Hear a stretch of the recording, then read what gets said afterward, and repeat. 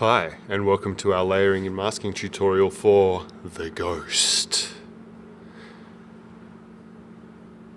The first thing I'm going to do is import my media to my editing software, in this case Final Cut Pro.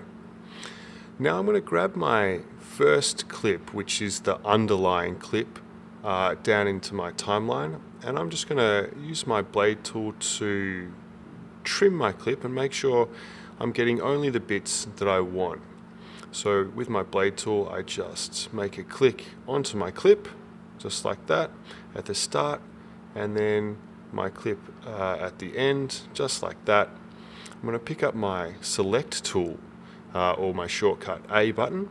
I'm going to select and delete both of the ends that I don't need anymore.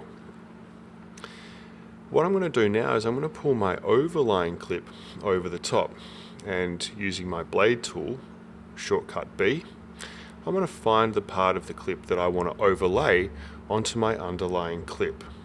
Using my A to delete, and then just reorganize and reposition the clip on top, making sure that it's only as long as the clip underneath and getting rid of anything on my timeline that I don't need.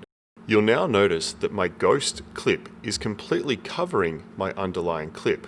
So what I'm going to do is I'm going to jump into my clip settings and just reduce my opacity, which will start to reveal my underlying clip.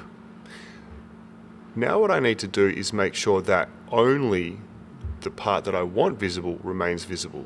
So heading into my effects panel, I'm going to go to my masks and I'm going to drop a mask onto my ghost layer, using my pen to select the area that I want to remain visible over my underlying layer, making sure that I choose just my ghost, and now I'm going to stretch my anchor points out to make sure I'm including everything that I want to include. Now I can fine tune the opacity of the ghost, making sure that I've got it exactly how I want to appear. Now if I play this back, you'll see that my ghost appears to be see-through or ghost-like as the two clips play together. Something that I might want to do though is to trim my ghost clip so that what I can do now is create a fade so that my ghost will kind of just dissipate out of my scene. To do that, I'm going to move into my transitions tab, and I'm going to go down to my dissolves section just here and pick up a cross dissolve.